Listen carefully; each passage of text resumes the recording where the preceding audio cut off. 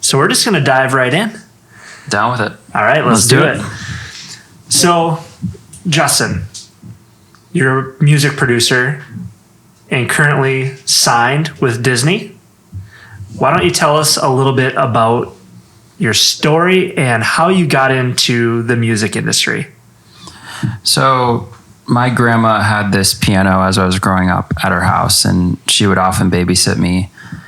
I don't really remember the first time or any of the first times, but apparently when I was really young, I'd walk up and just start kind of hitting random keys, and always had this curiosity about it.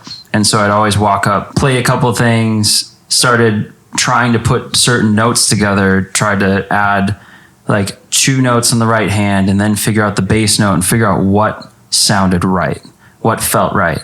And I eventually added the 3rd finger on the right hand and the 2nd finger on the left hand, and I would be able to play all these chords and stay in different keys and do all this, but I didn't know what I was playing. I didn't know a C from an A or an F from a G. It eventually happened where I could play up and down the keyboard, but I basically had to learn the notes to what I was playing and what I was hearing, versus when traditionally you'd probably learn the chord and learn how to play the chord after you know what it's called. So I did that, and that led to just a musical interest in playing piano more and more. I eventually took guitar lessons, took drum lessons. I just wanted to find a way to kind of combine all of them. And the answer to that was music production. I had tried to start it a whole bunch of times and never really figured it out until in high school there was this class called electronic music. And it was like a garage band class where you just make the most simple little tracks and ideas, and you learn your way through the basics of GarageBand. I feel like I outgrew the program within a week, and I was on to Logic Pro. It was just very cool because it allowed me to combine all those things. It from drums to guitar to piano. That's kind of where I got started. And so that led to me working with people from my high school, doing a lot of hip hop stuff, doing all these different random types of music. Then I went to Grammy Camp in 2011. And at Grammy Camp is where I met Austin. I didn't talk to him the entire camp. And it got to probably a few weeks out from after that camp. And I reached out to him on Facebook and just said, I don't know how we'd be able to work together or what that would look like, but I think we should try and do something. And he was in New Jersey at the time. I was in Minnesota. And so I just asked him one winter break, do you want to come out and just like hang out and try and work on some music and stuff? So he came out and we did like 5 songs in 5 days. And then, were you still in high school at this point in time? I believe so, yeah. Yeah, I think from sophomore year of high school all the way through college, we started flying out on each other's winter breaks and spring breaks and summer breaks. We just started making music. I think we got to junior year of college and he said, dude, you got to move to New York. And I had no intention of ever using my degree, or I didn't really know what I was going to do. But I decided very early on that I was just, all right, I'm going to move to New York, go for it, see what happens. And long story short, 2 years in New York, 2 years in LA led to us finding Disney, and here we are. Does anybody else other than Justin ever remember a GarageBand music course in high school? We are old.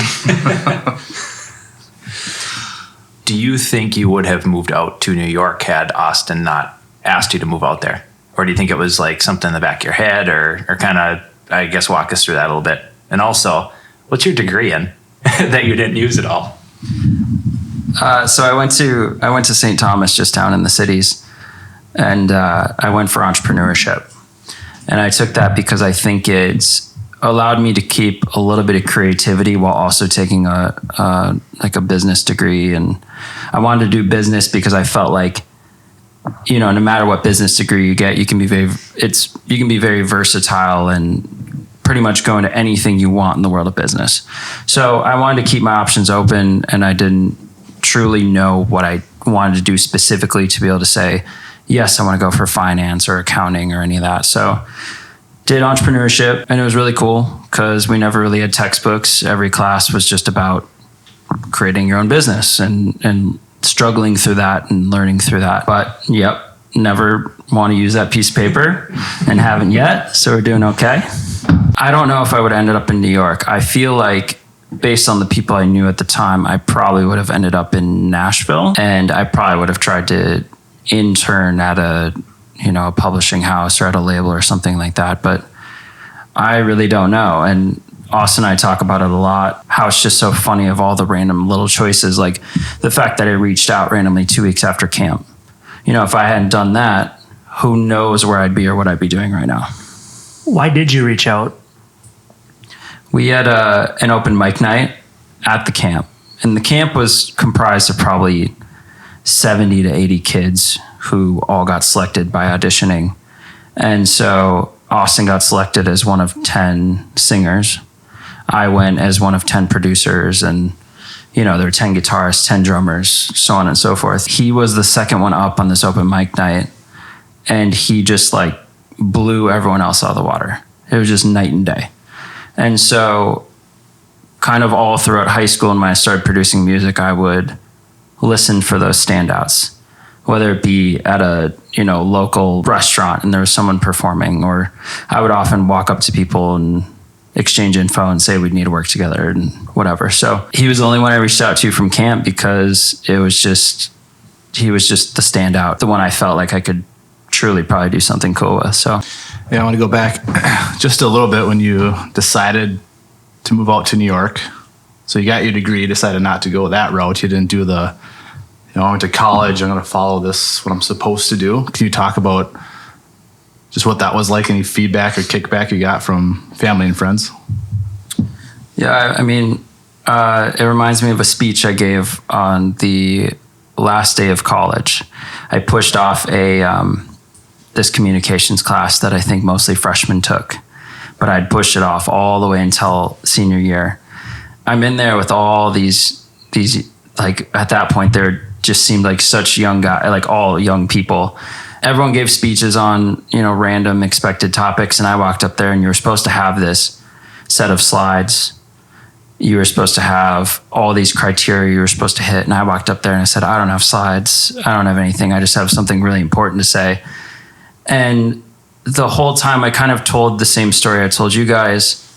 And I just stressed how you got to just kind of go for it and really go for and try to do what you really want to do, and how it's the easiest at that age. And, the whole thing, just how I had already had friends that were older and had already graduated and they already hated their jobs. They went and studied and went into something they thought they wanted to do, and they're already unhappy at work. And I just very early on decided I can't live thinking, what if I had tried? What if I had just gone to New York and went for it? I stressed that very heavily in that speech. And though I didn't hit any of the criteria, didn't have any slides, I think I got a perfect score on it. But it was just all about that. It's just, you have one real time to go for this stuff, and it's right now. So why not? Yeah, just gotta trust yourself. Yeah. Yep. The music industry, I relate it a lot back to like actors taking that leap. It's a huge leap to take. Let's say 1% maybe make it. How did you have any doubt in your mind about pursuing music with that in mind? Did that ever come into the back of your mind, and how did you get over that? I mean, I think anyone in these creative fields can kind of relate, but it's almost a constant battle against yourself. I think your worst critic is always yourself. And there is a lot of doubt because in these fields with such a small success rate, a lot of what you see is people who tried and then failed. And I mean, we knew of people who went out to LA and tried to be a songwriter, and then they're the furthest thing from that at this point because it just doesn't work out. I always had this fear that coming out of college with a degree, and all my friends just jumped right into salary jobs. And I'm thinking, okay, if I go try this music thing and it takes 8 years before I realize it's not happening, I'm 8 years behind. And I'm just basically going back and starting over. Like, I don't even know what that would look like. That was like my biggest fear. And there was this moment while we're living in New York where we had rent coming up in probably a week. And I had $300 in my bank account. Rent is $3,000 because it's New York. And there was something about Austin and I's dynamic in how we just kind of kept pushing forward to where the doubt never got, like, we just never felt like we were close to that starting over or that failing point. And I think that's what all of these fields really take, is the last people standing are the people who never gave up. And I think there's a lot of people who give up because it is very hard and it is very scary, because every day there's reasons to give up. There's a song that you had that was about to make it, and then all of a sudden it's not going to be in the commercial anymore. It's not going to be in the movie anymore. Or this big artist is going to take your song. And then right before the album drops, you realize they don't want it anymore. So there's a lot of crushing feelings. Like, there's a lot of letdown when it comes to these fields. You just got to keep going. And that was part of that speech I was telling you about. It's like, you also just have to keep trying. And we know people that moved to Nashville and 15 years later, they get their first hit and now they're one of the biggest songwriters. So it does happen. People do fail. But I feel like with music in particular, if you just keep going and just keep going no matter what, and it sounds cliche, but those are the people that end up making it. What's cool about that too is, say worst case scenario, you didn't make it. Like, you still, you tried it and you won't have any regret about that. You wouldn't ask your older self, what if I didn't follow my passion for music? Like, what could have that been? Yep. Obviously you're successful, but worst case scenario, you didn't make it. I mean, that's some sort of relief that, hey, I tried it. Yeah. And I mean, yes, it's good to have a degree and a plan B and all that. But to this day, it still scares the crap out of me. I mean, it's like, that would be the worst thing that could happen, is to be forced to walk away from music. And basically what it feels like to me would be starting over. And yes, you have a degree, but now you're jumping in with kids that are, 21 coming out of college, and you went and tried this whole music thing, and now you're back here. And I mean, there's just a lot of pressure too, because I feel like now if you were to then just be starting, it's, the way it's all portrayed, and it would just be a lot harder to get going. And I still wouldn't say right now that we've made it. I don't know when you truly make it, but we're at a point where I think we're just on the cusp of making it, if there is a making it. But I don't think we're there yet. So it's still a very versatile time where a series of things could happen and then you could be at that point. Or a series of things could happen and you're on top of the world. That's what makes music so much fun. So, Justin, I know that, I think when we first met, however many years ago, you had said cubicle type of a job, salary, making calls or doing the business kind of corporate type of thing was never something you've, foresaw yourself in. And you talked a lot about fears or pushing yourself and motivating yourself. But in regards to all that, what do you think has been, out of all those, kind of the biggest motivator for yourself to continue pursuing it or to drive yourself to be better? If you could pick out like one, would it be the fear of failure? Would it be the fear of going to a job that you don't think you'd enjoy? Someone in your life that's pushed you to do that, a significant other, etc.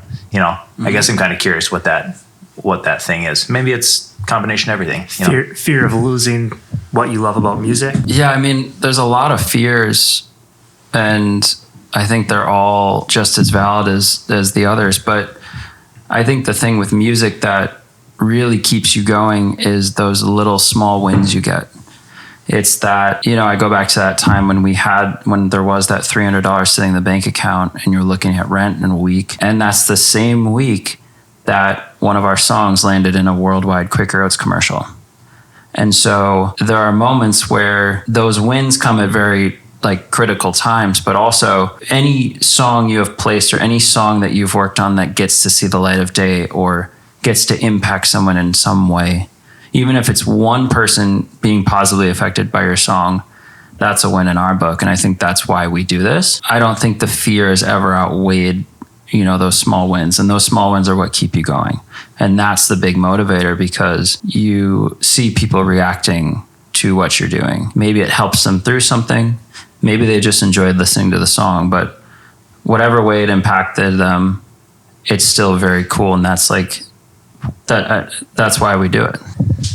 So you went out to New York, you barely made rent, you got that Quaker Oats deal, boom, things are going great. At what point did you decide, because you're in LA now with Disney, how did moving out to LA happen? And then where does Disney play a part of that? So when we were just songwriting every day, we were just doing it with anyone we could find that wanted to create, wanted to collaborate. We started compiling this collection of songs. As we were doing that, we were getting better. I feel like you have to do your 10,000 hours, but then once you truly start songwriting and producing and collaborating with people, I feel like then you do a second 10,000 hours. That's where we truly learned and honed our craft and kind of got better at just doing it. I mean, it's one of those things where it's like, it's a muscle you have to flex every single day.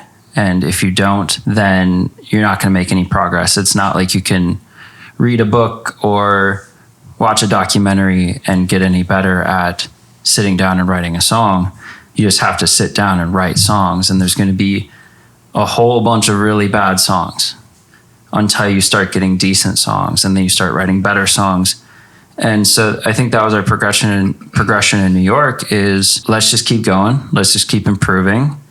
And it got to a point where we had some meetings with people in New York with our PRO, which is a performance rights organization. They kind of go out and collect your money and make sure that any royalties that your music is making are collected and directed towards you. So we had a good relationship with ours in New York, and they insured us around a little bit. And what ended up happening was we got our first attorney.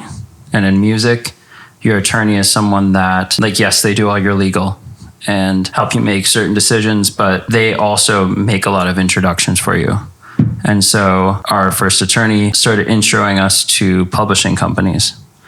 And those companies are the ones that give publishing deals and do all that. So the whole goal was to get your music noticed to a point where a publishing company is interested. And so they're all basically based out in LA. And we got to a point where a few of them wanted to fly us out to do a couple weeks of songwriting with their songwriters. It's kind of testing you out. It's like a courting type situation. When you start flying out there and writing with them, you start turning out better songs because you're with better songwriters. And eventually they either have interest in you or they don't. Through doing that many, many times, flying to LA, flying back to New York, and I don't do well on red eyes. I can't sleep on planes. It got to a point where it felt like we weren't even unpacking our suitcases. It was like you take your clothes from the trip, throw them in the laundry, pack them back up, and you're back out to LA. We were always the guys too that we would never leave New York. We love living here. We're never moving to LA. We're not being those people that move. It just got to be the point where it's like, I can't do these red eye flights anymore. We're flying out so much. And truly, when you do sign and have a publisher, you kind of want to be in the same area as them so you can be in person, do in-person meetings. And I feel like there's more opportunities that way too. We went down this whole crazy rabbit hole with all these different publishers and ended up with Disney. I guess that's led to where we're at. Yeah, I loved how you just talked about the grind right there. I mean, you look at people that look at professional athletes and, wouldn't that be sweet?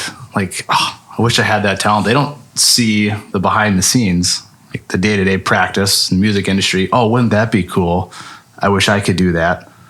But what you just said of the red-eye flights and the day-to-day, getting up and trying to make new beats, to put out new content or music for your listeners, it's a day-to-day grind until you finally hit something. Mm-hmm. People see the end product, but not the process. Yeah. Of what got there. Well, the other thing that's hard about it too sometimes is, you're putting in all of these hours. You're putting in countless hours, not just learning, but on these actual songs themselves. It's not like a job where you show up and you get paid for every hour that you're working. You're putting in all of these hours. And even still to this day, we still go in and write songs. You spend the hours writing it. You spend the hours producing it, perfecting it, making the vocals sound good, mixing it, making it all just sound polished and ready to be heard. And, 90% of those songs truly never get out there. They don't go anywhere. Yeah. It's a numbers game, but still there's always this feeling of like you're putting in so many hours on every single song that you're making. Sometimes it's just like you think a song's a hit, but your publisher doesn't. Or, everyone has their opinions, but it's just still so crazy to grind it out on every single song. Yeah. Knowing that there's probably a strong chance that that song's not going to make it past your publisher or past your manager, or, it may not even ever be heard. So it's just kind of a funny thing. Yeah, to your point, Ryan, people don't always see that grind and what you're doing. And like you said, sometimes people can be doing, work for 15 years and all of a sudden they got this big hit, and you can kind of think, oh man, just one hit and you're set, right? But there's so much more behind that. And there's so much, I don't know if you want to say it failure, because it's not necessarily failure. It gets you to another point, but a lot of maybe roadblocks or hindrances or things that didn't quite amount to something for whatever reason. And I think that just is a good point that, both you guys brought up, to kind of talk about what goes into it. You've been doing, the time I've known you for 3 years, like you've been talking, but you put in so much time prior to that, so not even so much a question, just a point, as to what it is that you put into it and what you get out of it too. So I guess my next question is, I'm going to geek out on music a little bit. Can you kind of talk about the difference between like getting a publishing deal versus a record deal, and what your day-to-day looks like? What are you doing versus Austin's role in the group, or is it a collaborative? So I guess starting with the day-to-day, the best way I can put it is if we were all to sit down right now and write a song, you're Austin for right now, we would be at the studio, and obviously pre-COVID, you guys would come into the studio and we'd all kind of sit there and say, or we'd catch up, because most of the people we write with, or if not every single one, unless it's the first time we've met them, we have pretty strong friendships with these people. And if they're a new person, we basically spend the first hour and a half just talking and hanging out and getting to know each other, because there's a friendship and a foundation that's required to be able to create and be creative with the people around you and that are with you in that room on that day. Once we're kind of there's this random moment of inspiration, whether it be someone has a concept idea, or I'm just messing around on the keyboard and someone's like, oh, I like that, or I like that chord, I like that sound, or I don't know how to explain it. There's just a million ways it can happen. Out of nowhere, we're just starting to create this song. And sure, maybe before that, we have talked about, is there any kind of vibe we want to go for today? Or does your management, do you guys have like someone that you're writing for right now, or that they have an open window to pitch in right now? And so some days we'll be guided by, we need to write for this artist today, or we need to write for a song for this movie today.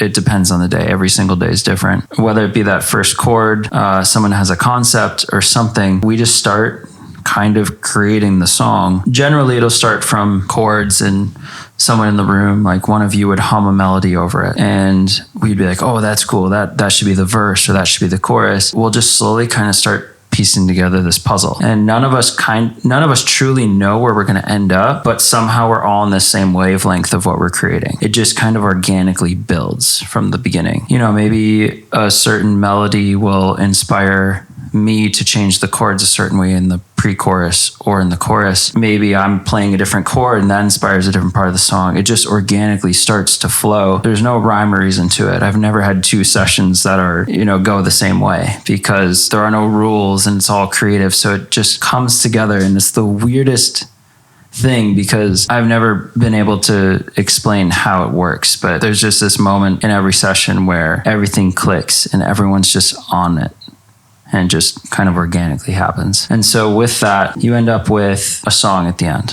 So we would all have a song, and generally we would all split the song evenly, except for you have the two sides. You have the composition side, which is the underlying lyrics, melody, chord progressions.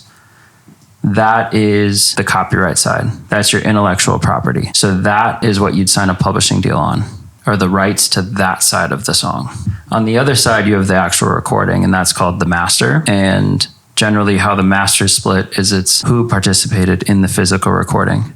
And generally it would be the producers, because we've created the whole track and put in all the elements of the track, and then split also with whoever sang the song, because it's their voice on the track. So technically a song, I think of in to 100%. So it's 200%, but this side is split up based on who's in the room, who's writing the song. And this side split up between who participated in that final recording. I guess, for example, if we were to write a song and Austin sang the demo, or if it's a pitch for a commercial or something and he sang the final vocal, then the publishing side would be split between all of us. We'd all have 25%. And then we would split the master 50-50 because you guys just basically participated in the intellectual property side.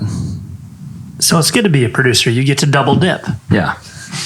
All right. Yeah. And it's interesting too, because it's become a lot more advantageous to be a producer as well as being a songwriter.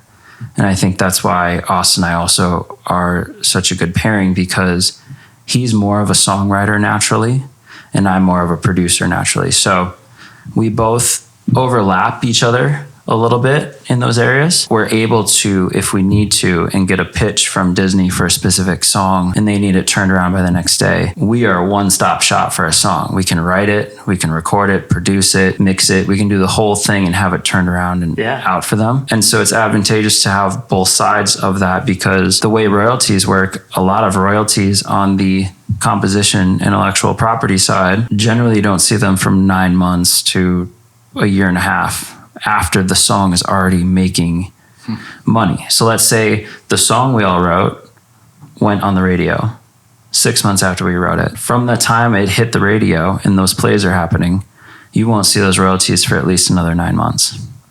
Wow. As a producer, though, if that song gets selected by a certain artist, there's an upfront fee associated with the production, because the label wants to buy you out of a percentage of that master. They want to own the master, and that's what record deals are signed on this side. So as a producer, you would basically get an upfront fee for the production and the master recording, and then you'd receive the royalties on the back end.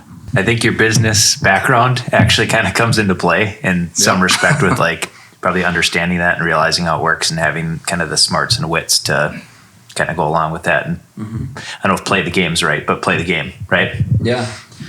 Yeah, I think also too, anyone who's in music should really learn the business side. We've known so many people that sign terrible deals just because they don't understand them. We've even had people in the room writing with us that have done a lot of big things, and they still don't understand really what happens with splits or what happens with any of the legalities or anything that happens with the song after it leaves that room. I think there's a lot of people that get taken advantage of too. And so it's so advantageous to know the business side. And from all the meetings we've had a lot of comments just like respecting the fact that we know all of the business side so well, and we know the legalities of it all. And Austin went to school for music business. So there's a lot that we have picked up and kind of know, to where a lot of the things a manager would generally do for a writer-producer team, we already know how to do. And so we're able to be more involved on the business side of our career than a lot of other creatives are. I'm really curious to hear like conflict resolution, like between your group or your manager, when maybe the producer sees, or what you guys see, what you just produced, like it's going to reach your target audience. You believe in it. Maybe your manager doesn't. Has it ever happened, or do you feel like other producers or musicians like fall in that trap of, now I'm making this song for the manager to get approved to get to the target audience, even though I truly in my heart don't feel that it's reaching them? Yeah, I think the only times I think that I've experienced that is more just disagreeing on the, like, how good a song is or how applicable a certain song is to an opportunity. I think you can disagree on that, but it's also hard too when you are working on the song for such a significant amount of time. If you're in the room in a session working on a song for 10 hours, you've heard that song so many times in that 10 hours that maybe your perspective on that song has been, maybe you're a little biased. Sure. Because you have heard it so many times that, and it's hard as a musician too, as a songwriter producer, because you will never be able to have that first time listen. You'll never have that first time to listen to your song to truly judge whether you like it. I mean, obviously you probably like it if you worked on it this much, but truly whether it's a good song, the way that you listen to other people's music, that's the first time you're hearing it. So you have that fresh perspective, and it's very hard when you are so heavily involved in creating it to have that same perspective on the song, hearing it later. I mean, it's hard too, because everyone has different opinions on music and what's good or what's not good, or what would do well, or what this artist would like. And I think that happens a lot too, where a lot of the big artists have their own A&Rs, which basically vet all of the music that's being sent to them. So if we have a specific pitch for Kelly Clarkson and we got in the room and we wrote a song for Kelly Clarkson that day, our A&R thinks it's great, our A&R at Disney, and he sends it over to Kelly's A&R. That's a whole nother wall that it has to get through before she would even hear it. So you have to have the people you write it with and create it with, you have to think it's a great song. Then your team has to think it's great. Then their team has to think it's great, and then they'll potentially hear it. So I think there are a lot of barriers with that. And I really think the best way to navigate that is to develop relationships with the artist directly. I think that's the best way. So if we were to personally know Kelly Clarkson, we send a song over saying, hey, we think this is great for you. It doesn't have to be liked by so many people and go through all these doors just for her to hear it. So yes, it happens. I don't think there's been any big fights or anything very dramatic because of it in our experience or in my experience, but I think those barriers play a big role in that. So very relatable to business, right? Like when you're saying you want to form a relationship directly with Kelly Clarkson or an artist, right? From a sales perspective or somebody offering a service or product. It's so much easier if you already have that relationship built up with that person, knocking on doors every day and you're only getting to, the receptionist when you walk in. Well, then maybe you'll get to the HR person next. Okay, so you made it through the receptionist, you made it to the HR person. Well, dang it, I got to get to the CFO or the CEO to make that decision. But if you can go straight to the top, it makes it so much easier. So I'm surprised to hear that from the music side of things, that it's very relatable to what we focus on, which is business a lot. Yeah, and that also goes back to just, again, knowing the business side of it as best as you can. Because I mean, if you didn't understand what happens with songs, or let's say Kelly jumped on the song and now she wants to write a part of it and she wants to jump on the publishing and then split the master, and it becomes very, very complicated. And if you don't know your business and you don't know the business aspect of it, you can slowly just start to screw yourself, because you're going to start giving away too much to gain, something that may not be worth it. But it's always that game. And the thing that's also weird is no two deals are even similar. The way the deals, even down to specific songs, the way the points are split, or the back end of the master, or the royalties on the publishing, there's no rhyme or reason to any of it. And so it can get really messy. And I think some people get lost and end up regretting it later. So like you were saying, Matt, in regards to having a lot of, kind of crossover between business, for us, the three of us, we see a good salesperson and we respect it, or sometimes you hate it because you're like, God, that person's good. They're good, right? Now for you to kind of equate that back, do you have a jaded view on music? Do you have an appreciation? How does your perspective change from where you sit on music or production or lyrics? You know, I'd be kind of curious to hear, how do you see it from where you sit? I'd probably just say I'm obsessed with music to the point where I think the whole process of creation and everything we do on a daily basis with the people around us, and just that ability to go in every day and do something that truly doesn't feel like work, and that magic of everyone all of a sudden being on the same wavelength and creating this music, I think it greatly outweighs any of the negative aspects or any of the not so pretty sides of the music industry. I just think the process itself and ending up with that song that you're so proud of at the end of the day, I think it outweighs everything. I think that's the reason everyone does it. And I think that's the reason that, you know, we have pushed through all of the tough times to just keep going because the reward of that song every day is so great. All right. 2-part question. Number one, and I'm going back to something that you said a little bit ago. What makes a song great to you? Like, when you hear your track and it's done, you're like, dang it, that is awesome. That is a great track. What is it for you? I think my favorite songs are the songs I hope to create. I try to make them very dynamic. So that means you're introducing some new element, or you're making a change every 8 bars, or each section of the song is getting very different. And that, whether that means you have a really mellow verse and pre, and then the chorus is this huge, gigantic, epic sounding thing, or you're using a very unique chord progression, or you're breaking the mold of what a traditional form of a song is, or just doing something different and that makes it stand out. It's kind of making it a little more weird.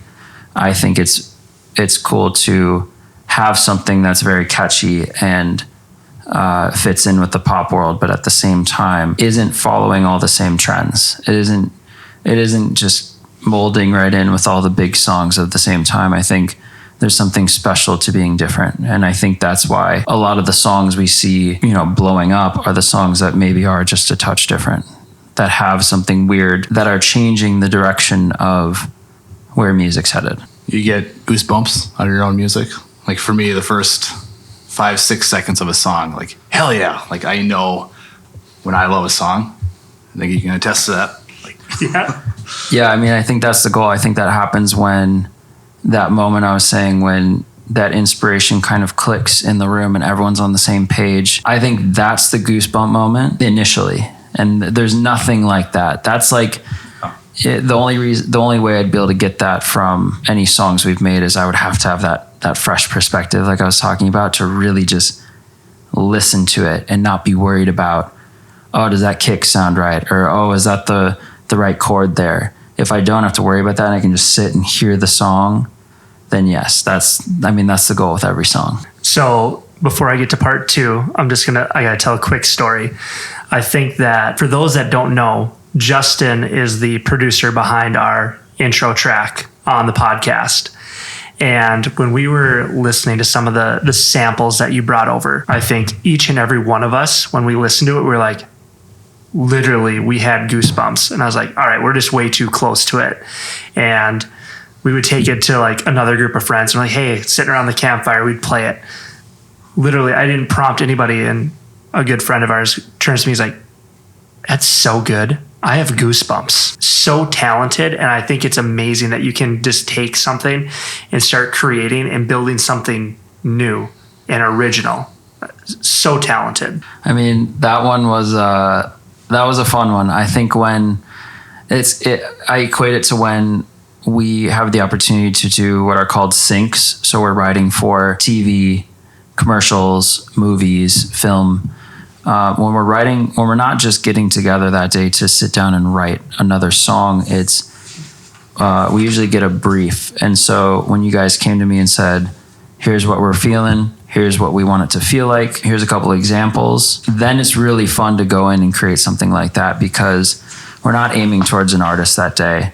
We're not aiming to write the best pop song.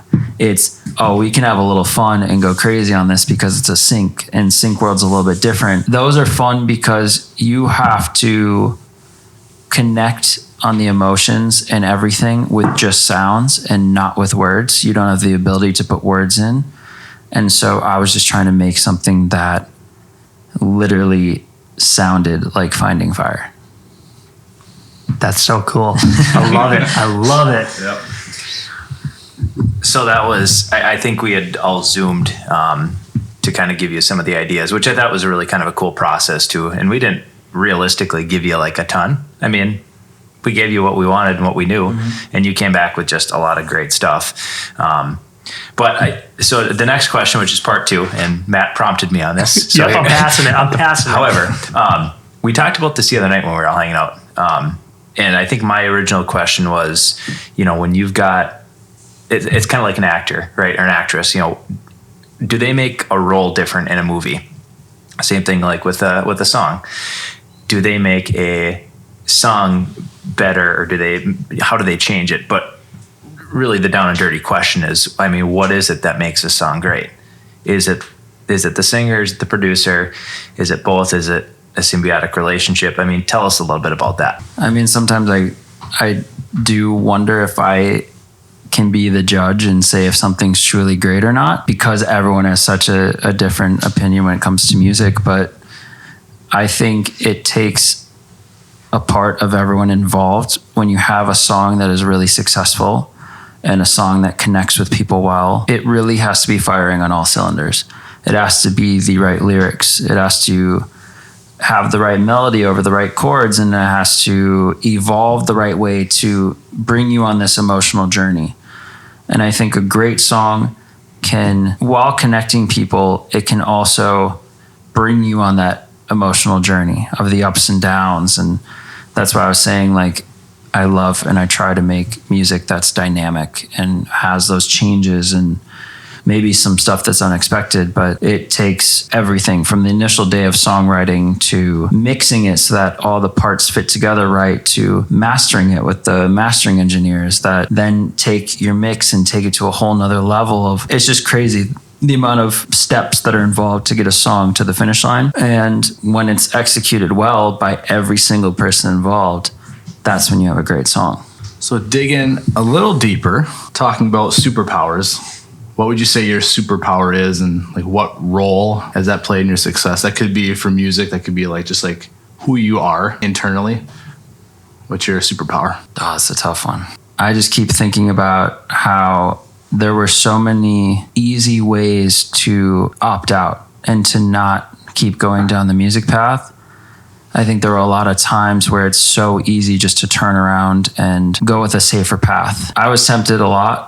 I think there were a lot of times where I considered turning around and just maybe not moving to New York, or, there's just so many questions that go through your head when you're in it's a scary field to be in. There's no path. It's not like you can enter in, start at a certain salary, work up, become a manager, keep leveling up. There's no true ladder to climb. It's this full dynamic, weird, there's no path to it. It's just you either don't do it or you do it. And I think just there's a superpower in the sense of being able to push forward even when you don't think you're going to be able to pay rent, and you might have to call your parents for the first time after moving away and say, hey, I need help with rent. That's what I think it would be, because that is the only reason that I am where I am now, versus if I didn't have that superpower, I would definitely not have continued this far. So my next question is, what's it going to take for you to say, Justin Thunstrom, Austin, Park Wild, I made it, we made it, finally, goal achieved, bam. Oh man, I don't know, because I feel like even if we were to have a number one song. Let's say we had the biggest song of the year. We won Grammys for it, and we were on top of the world. At that point, I don't know if I truly felt like I'd made it, and I also don't know how many of those I'd have to feel like I made it. There's this feeling in music where when you get one thing, it just fuels you. You're just like, I want 10 more. When you land one song on someone's record, now you want to get 10 more label releases. Or you land a song in a TV show. You're like, I want to land one in that show, and that show, and that movie. And I feel like there's always room to keep climbing. So I don't truly know if I'll ever feel like I've made it in the truest sense. But I'll just keep fighting for it. I don't know if there is a point at which you truly make it. The goal is to get a bunch of big songs.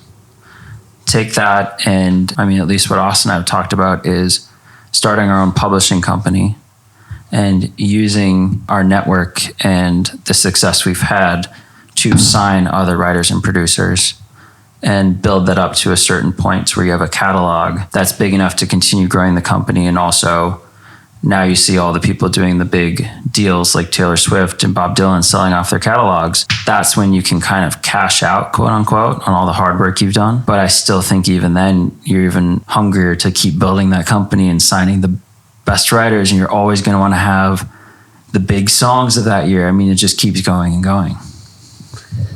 I have that problem, just so you know, not being content. Yeah. I made $100,000+ sale today, and I got a lead for another one today, and I am just as hungry to go out and get that next sale. I think it's what makes the truly great, successful people successful at what they do. Yeah. Let me ask you, Justin, does being on the Finding Fire podcast help you feel any closer to having made it?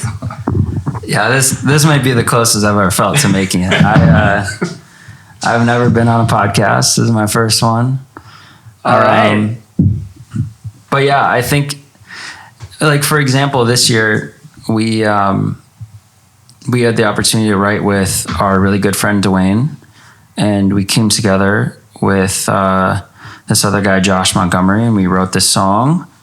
And Dwayne is good friends with Martin Garrix. And so he sends the song over. Or actually, he was out in Amsterdam with Martin Garrix in the studio. I think at like 4 a.m. he played it for him in one of their sessions. And next thing we know from Dwayne, he goes, so Martin Garrix wants to make this like his next big single. And so that happened. And we're hoping for a release, I think, in Q1 2021. And when that first happened, the first thought in my mind was not, oh my God, we made it. Oh my God, let's celebrate. It was, let's get another one. And that's my thought almost anytime we land something is, yes, it's really cool. Yes, I love it. Yes, I'm celebrating. But at the same time, the other half of my brain is going, let's get another one. Let's get 5 more. Mm-hmm. Because it's like a drug or it's like a slot machine where you're playing and you're playing and you're playing, you're submitting all these songs. Oh, one hits. Now you're playing again. You just keep playing. You hit a bigger one. You just keep playing. And so it's like this constant drive forward. And that's why I was talking about those small wins earlier. And that's kind of what keeps you going. And so this is probably one of our first big wins. And it just makes you want to keep going. Very cool. So you're living your dream right now.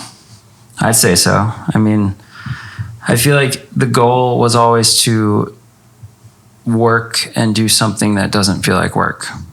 And I'd say most days we go in, it truly does not feel like work. It feels like we're kids in a playground. Like, music is something I used to do after school, after working. You know, it was like a hobby. It was a thing you got to do on the weekend. It's the thing you want to be doing. And so being able to do that for a living is pretty surreal. Yeah, that's awesome. So you had kind of mentioned it, alluded to it a little bit, but kind of what's on the table for 2021?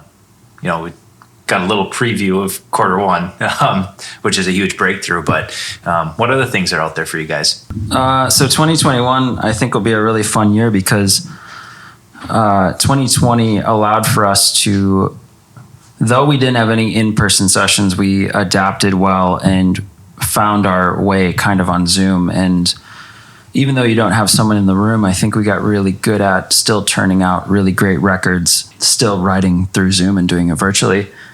And we were fortunate enough to land a lot of pretty cool things this year, whether it be songs in Disney TV shows or we did the 2020 holiday campaign for Disney. We just kind of got on a roll this year. And despite everything going on, I think we've made the most progress we've ever made in this past year. And so that has set up for a really cool 2021 where, because of the success of the 2020 holiday campaign, we got handpicked for the 2021 holiday campaign. All these releases and all the progress we've made this year is kind of leveling us up, so to speak, to be able to get in with bigger writers, bigger producers. And that's kind of the goal as a writer producer, is to keep leveling up to work with the bigger songwriters and producers so that you can work with the bigger artists and write, songs that have way more of a chance of being put somewhere. I think 2021 is going to be really fun because of that, and just because we keep furthering on that path to, not making it. You had mentioned the holiday campaign. Can you, for our listeners, if somebody's like, I want to hear something that, Justin's worked on, what do they have to go on to YouTube and search to find the Disney holiday campaign?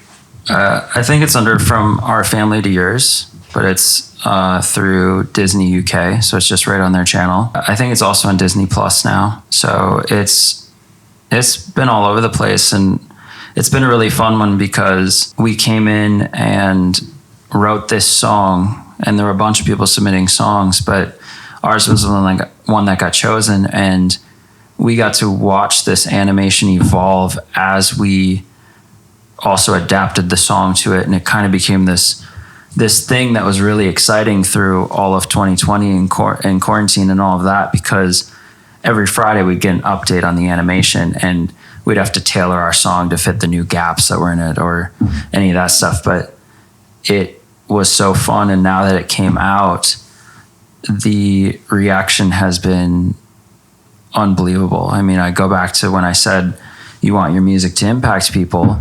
We started going through the comments on the holiday campaign, and they're the most heartfelt, thankful, emotional comments ever. Just relating to the story and thanking Disney for, putting out this campaign and the song, and just all of it, I think, connected with so many people in a very positive way. We're hoping to do that again next year, but that was a really cool one. It's gold. It is so good. Thank you. Yeah. For our listeners that are thinking or trying to take the leap to find their passion, find their fire, like you did, and you alluded to it earlier in this podcast, what is one piece of advice that you could give them to kind of push them over the edge of, take that leap, go for it, follow your heart? I would just say, if there's something that you want to do, if you would have that feeling of, what if I had done that? Or even if you're at that point right now and you're saying, what if I had done that back then? The best time to do it is right now. And I don't think there is a convenient time to go and try something or take a risk. I don't think there's any convenience in doing that. It's better off going for it now versus later. You're not going to find a time where it's like, oh yeah, I'm going to go try that now. I think this is a good time. You just got to go do it, because you never know. And I feel like a lot of people sell themselves short.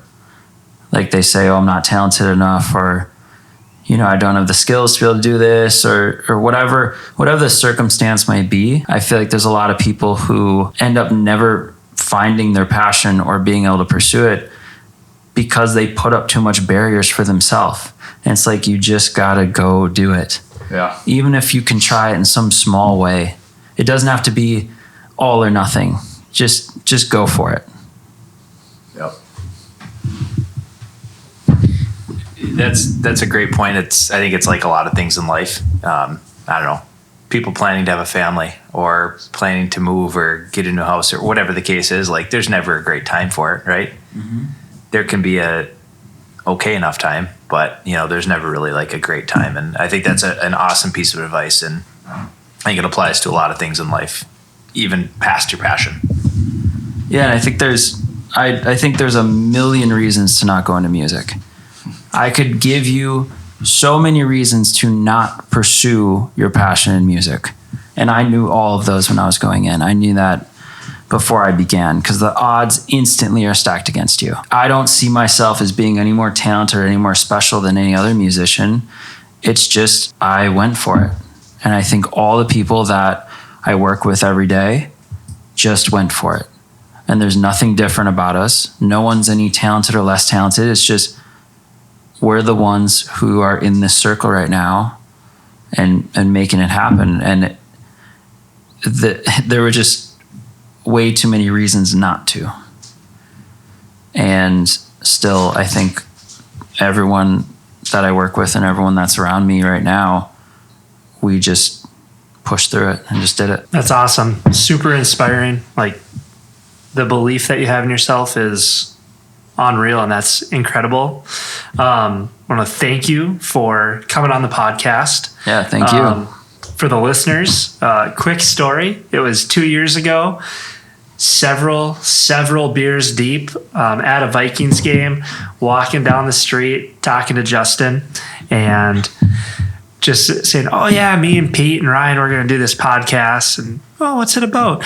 Well, it's about finding your passion. And he's like, dude, I wrote a paper on this in college. Like, let me know. Like, that's everything that I'm about. So thank you for following through 2 years later. Yep. We appreciate it. Yeah, thank you. Yeah, thank you guys.